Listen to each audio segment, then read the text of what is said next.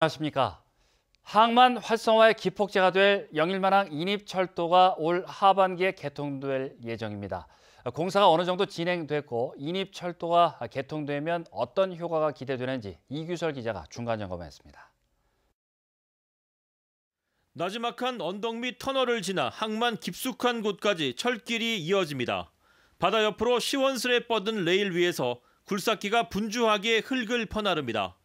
총 연장 9.2km로 KTX 포항역에서 흥해읍 영일만항을 연결하는 인입철도 공사 현장입니다.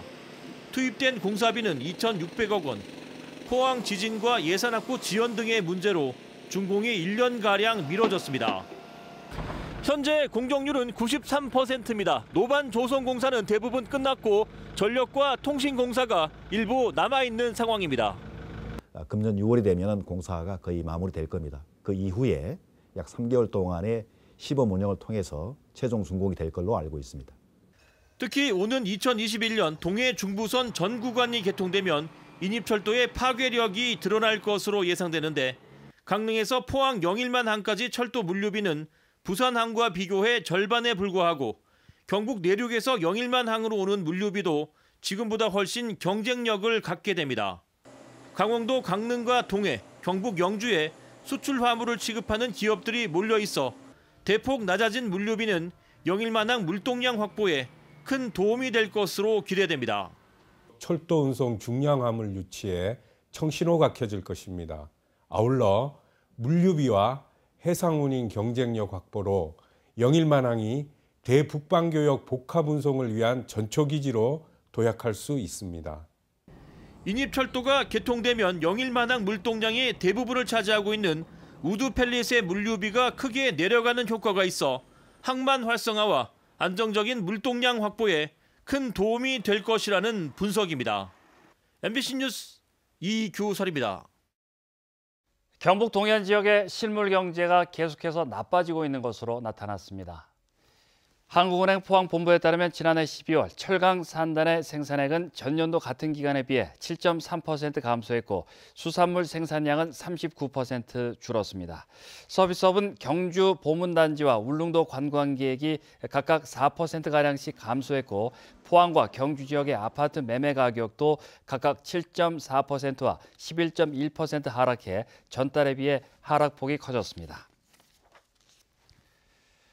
포항시는 오는 7월 시내버스 노선 개편을 앞두고 시내버스 개편 업무를 전담할 추진상황실을 운영합니다.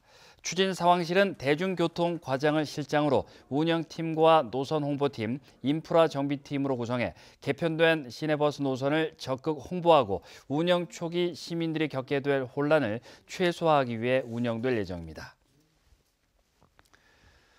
자유한국당 전당대회 당대표 후보들이 대거 사퇴한 가운데 최고위원회 대구의 윤재호, 경북의 김광림 의원이 후보 등록을 했습니다. 당대표 선거에 출마하려던 주호영 의원은 선거 과정이 불공정하고 비상식적이라며 불출마를 선언했습니다.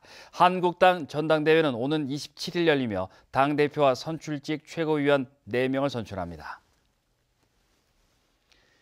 농협이 다음 달 13일 실시되는 제2회 전국 조합장 선거와 관련해 시도관 교차 특별 점검에 나섭니다. 농협중앙회 대구검사국은 경북 지역 30개 농축협을, 경북검사국은 대구 지역 20개 지역 농협을 특별 점검합니다.